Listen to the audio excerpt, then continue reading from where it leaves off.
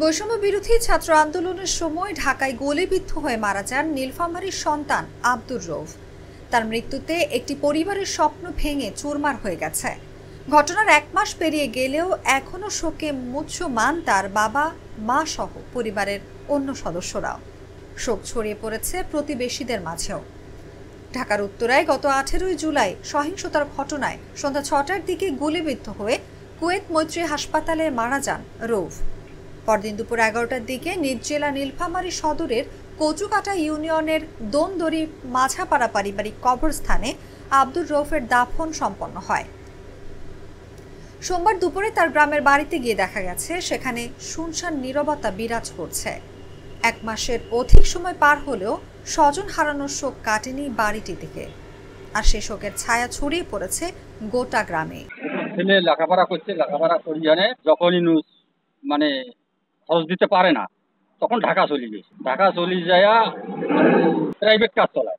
আন্দোলন শরিক হয়েছে, শরিক হয়ে মানে হঠাৎ শুনে গেল গুলি খাইছে, গুলি খেয়ে মারা গেছে। গুলি খাইছে মানে করেন বিকাল 3টার দিকে কি 4টার দিকে। তারপর খবর পেয়ে দেয়া মোবাইলে খবর দিল যে আপনার ছেলে গুলি খেয়ে দেয়া। তাকে মেডিকেল নিয়ে গেছে। মেডিকেল নিয়ে যাওয়ার পর মানে মেডিকেলে মৃত্যু ঘোষণা করছে। ডাক্তার কাছে নাই মারা গেছে। এই যে পরিবারটা যে আছে, পরিবারটা একেবারে নিঃস্ব হয়ে গেছে, একবারে নিঃস্ব। আর ওই ছেলেটার উপরে মানে সম্পূর্ণ নির্ভর ওই ছেলেটার উপরে। রউফের ছোট ভাই সাকিব বলেন, গত 18 জুলাই দুপুরে মুঠোফোনে ভাইয়ের সঙ্গে আমার কথা হয়েছিল।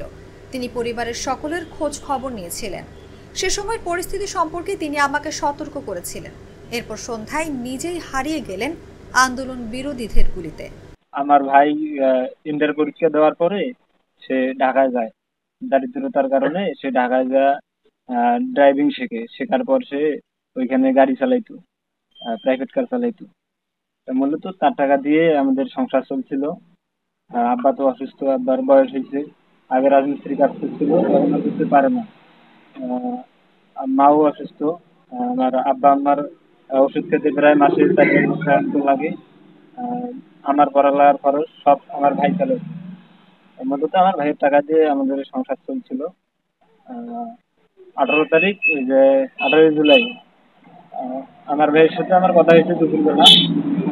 সবার সাথে আত্মীয় স্বজন গুলা, কাছের আত্মীয় স্বজন আছে, কম বেশি সবার সাথে কথা হয়েছে। তারপরে সে প্রায় 5:30টার দিক, এরকম আনুমানিক 5:30টার দিক সে ছাত্র আন্দোলনে গেছিল। ওটা হচ্ছে উত্তরা আজিমপুর বেনেজ রোড। সে গেছিল। যাওয়ার পরে সে তার বুকে গুলি লাগে, এই বুকে একটা লাগে, আর পিঠে একটা মনে হয় লাগছিল, কম্পিউটার হয়েছিল তো বুকে বুকে গুলিটা লাগছে, এটার কারণে মারা গেছে।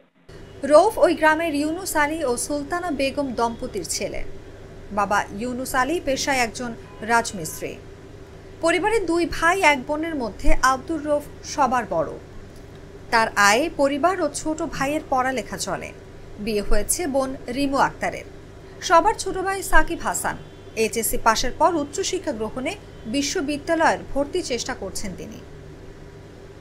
ছোট ভাইয়ের পড়ার খরচ ও পরিবারের অভাব মেটাতে আব্দুর রউফ বেছে নেন গাড়ি চালকের কাজ।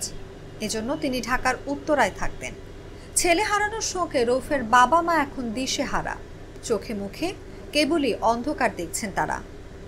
যেদিন গুলি খেয়েছে তার আগের দিনে দুপুরবেলায় কথা হয়েছে, রাত্রে কথা হয়েছে, দিনেও কথা কয়, দিনেও ফোন দেয়। দিনের বেলায় একবেলা দেয়, রাইতে একবার দেয়। আর যেদিন গুলি খেয়েছে সেদিন আমার সাথে কোনো কথা হয়নি। আমার মোবাইলে ফোন দিছিল, ফোন আমি রিসিভ করি নাই, মানে অতটা ইয়েও করিনি। পরের দিনে দেখেছি যে অমুক টাইমে কালকে ফোন দিছিল। কিন্তু আমার গ্রামে ফোন দিচ্ছে, আমার বেটি ফোন দিচ্ছে, আমার নাতির সাথে কথা কইছি, আমার ছোট ছেলের সাথে কথা কইছি, আমারই সাথে কথা হয়। আমার শেষ করছে, গাড়ি চলেছে ওখানে, গাড়ি চলে ওখানে শেষ করি, ওখানে শিখছি। শিখিয়া গাড়ি চলায় মালিকানা গাড়ি। এখন পায় 18,000 20,000 করে প্রতি মাসে দিয়ে পড়ায়। ওই টাকা দিয়ে আমার সংসার চলে। এ ঘটনায় উত্তরা পূর্ব থানায় মামলার প্রস্তুতি চলছে। নীলফামারী সদর কচুকাটা ইউনিয়ন পরিষদের চেয়ারম্যান আব্দুর রউফ চৌধুরী জাগো নিউজকে জানান, ওই ছেলে এলাকায় সহজ সরল হিসেবে পরিচিত ছিল। সে ঢাকার উত্তরায় একটি প্রাইভেট কার চালাতো। গত 18 জুলাই সন্ধ্যায় গুলিবিদ্ধ হয়ে ঢাকাতেই মারা যায়। তার বাবা মা দুজনই অসুস্থ। তার একটি ছোট ভাই রয়েছে। পরিবারটিতে একমাত্র উপার্জনকারীই ছিল সে। শিয়া বাটার ও ভিটামিন ই সমৃদ্ধ lily glam beauty soap. Lily, always beautiful.